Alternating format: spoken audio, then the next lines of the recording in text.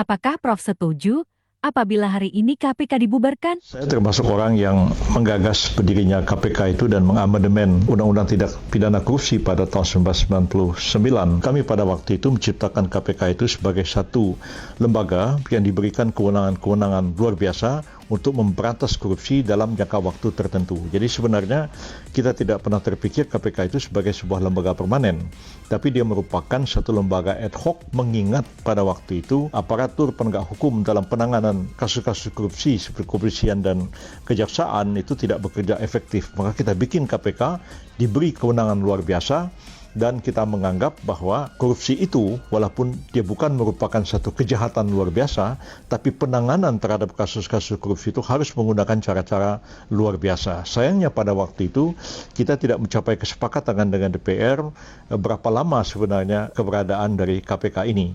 Sekarang keberadaan KPK itu sudah cukup lama ya, sudah hampir 20 tahun ya sejak dibentuk pada tahun 2004 yang lalu, dan saatnya kita melakukan evaluasi KPK itu apakah perlu dipertahankan atau perlu dibubarkan. Saya menganggap lebih baik tidak dibubarkan sekarang, tapi diberi tenggat waktu, misalnya 5 tahun lagi atau 10 tahun lagi, dan setelah lembaga-lembaga penegak hukum seperti kepolisian dan kejaksaan bekerja dengan baik, maka KPK itu sudah saatnya dibubarkan. Jadi dia memang dari awal tidak dimaksudkan sebagai sebuah lembaga yang permanen, tapi dianggap merupakan satu lembaga yang diharapkan secara efektif mampu menangani dan menuntaskan persoalan-persoalan korupsi yang akut di tengah masyarakat kita. Jadi pada waktu mengajukan RUU tentang pembentukan KPK ke DPR itu, saya sempat bersoroh kepada anggota DPR mengatakan KPK ini kita beri kewenangan seperti Kopkamtib ya, di zamannya Laksamana Sudomo. Jadi punya kewenangan-kewenangan luar biasa.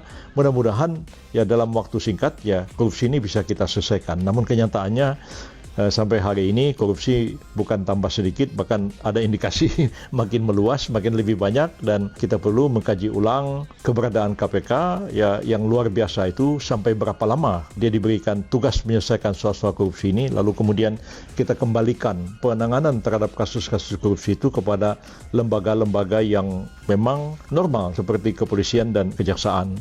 Jadi masih perlu waktu memang, ya dibubarkan memang perlu, tapi tidak sekarang membubarkannya. Jadi perlu diamandemen undang-undang itu dan diberikan batas waktu sampai berapa lama menjalankan tugasnya menuntaskan penanganan masalah-masalah korupsi ini. Tapi jangan dilupakan bahwa masalah korupsi tidak bisa dituntaskan hanya dengan satu lembaga yang diberikan kewenangan yang luar biasa. Karena masalah korupsi itu terkait juga dengan mentalitas masyarakat yang terkait dengan pendidikan, saya kira penanaman moralitas keagamaan yang harusnya diperkuat di tengah-tengah masyarakat kita, dan kita membangun sebuah sistem pemerintahan dan sistem kenegaraan yang membuat kemungkinan orang melakukan korupsi itu jadi sangat